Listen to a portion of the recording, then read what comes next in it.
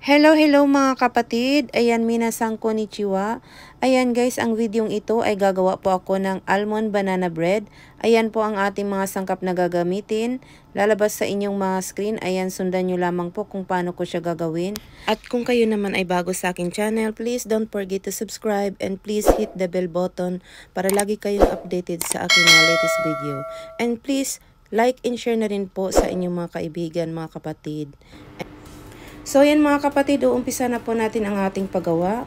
First, dudurugin lang po natin ang ating banana. Ganito lamang po ang pagdurog. Ayan. So yan, imamash lang po natin hanggang sa matapos. And then after nito, iset aside muna natin siya kasi unahin po natin yung mga liquid ingredients.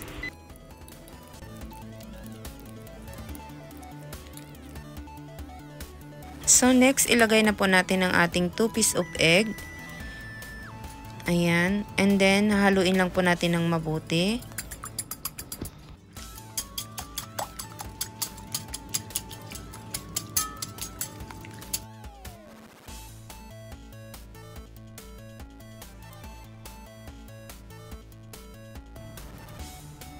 So, yan. After mag-mix, ilagay na po natin ang ating fish milk. Yung fish milk po ang ginamit ko. Pwede rin po kayo gumamit ng Ebaf or Alaska. Ayan. Next, ilagay na po natin ang ating olive oil. Pwede rin po kayo gumamit ng kahit anong brand ng salad oil. So, konting mix lang at ilagay na rin natin ang ating brown sugar. Ayan. I-mix lang po natin para matunaw yung ating sugar. And then, ilagay na rin po natin ang ating white sugar. Ayan. So, i-mix lang din hanggang sa matunaw. So, ayan, mix lang ng mix until matunaw yung sugar.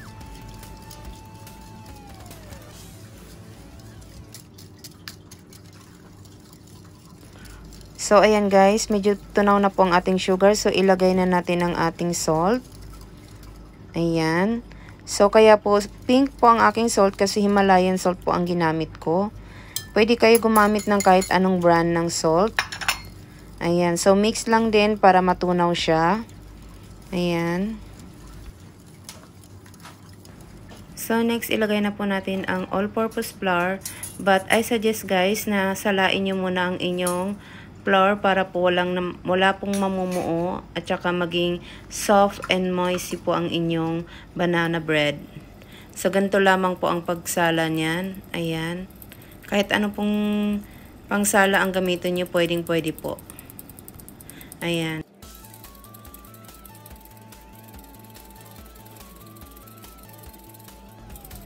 So, ayan, lumabas po yung mga namumuo. Ayan po ay hindi ko na isinasama. Ayan. So, ayan mga kapatid, pagkatapos nating mailagay ang ating all-purpose flour, haluin lamang po natin ng mabuti. Ayan. Ganyan lamang po para maging maganda ang ating almond banana bread.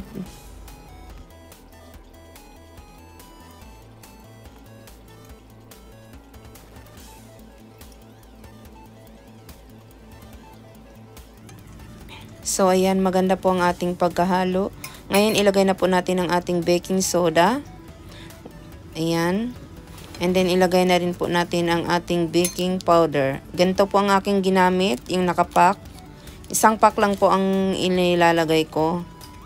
Ayan. And then, hahaluin lang po natin ng maayos. So, ayan. So, ayan mga kapatid, ngayon ilagay na po natin ang ating 2 pieces of banana na dinurog natin kanina. Ito na po yun. Ayan, ilagay na natin. And then, haluin lang po ng mabuti.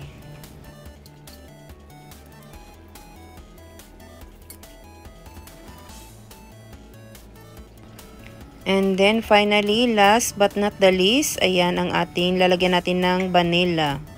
So, ayan, hindi ko po pinupuno ang teaspoon natin ng vanilla. Mga kalahati lang po nilagay ko. Ayan. So, ayan. Mahaluin ulit natin ng maigi para maging manamnam at mabango ang ating banana bread. So, ayan. Pagtapos nito, i-rest ko lang siya ng 10 minutes at ihanda ko lang yung ating mga lagayan. So, ito na po ang ating lagayan. Ayan mga kapatid. Lagyan ko lamang po siya ng cooking pepper. sa pinakailalim. Hindi na ako na magpapahid ng oil or butter. So, ayan na. Diretso ko na siyang ilagay. Ayan. Huwag niyo po siyang punuin kasi po mag-aalsa yan pag binibake na. So, ayan. Kalahati lang po ang ilagay natin. Ayan.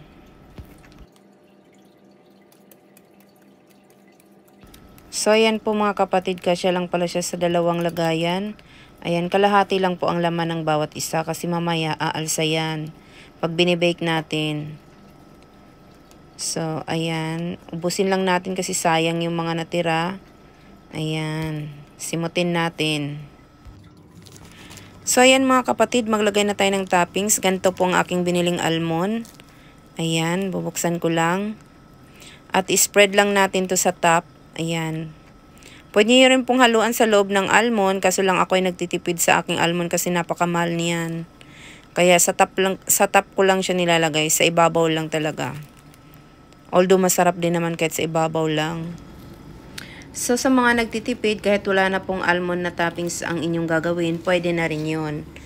Ayan. So ayan mga kapatid, atin na po siyang ibibake ng 250 degrees and 50 minutes. So ayan na mga kapatid, after 50 minutes, ayan po ang resulta ng ating pagbibake. Ayan. So yummy. So, ayan mga kapatid, napakadali lang pong gawin ang ating almond banana bread. So, kung kayo naman ay nagtitipid, kung wala kayong almond, pwede rin pong hindi nyo po lagyan ng almond. So, ayan. Ganyan lang po kabilis gumawa ng ating banana bread. So, ayan guys. Kakaunin ko lang siya sa lagayan. So, ganito lamang po ang pagtanggal sa kanya. Ayan, napakadali lang, napaka-smooth.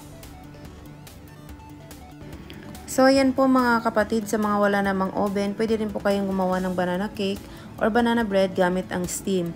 Meron din po akong ginawang steam banana bread, nandyan po sa aking mga videos na mga nagawa. Hanapin nyo lamang po dyan kung paano ko siya ginawa. Ayan.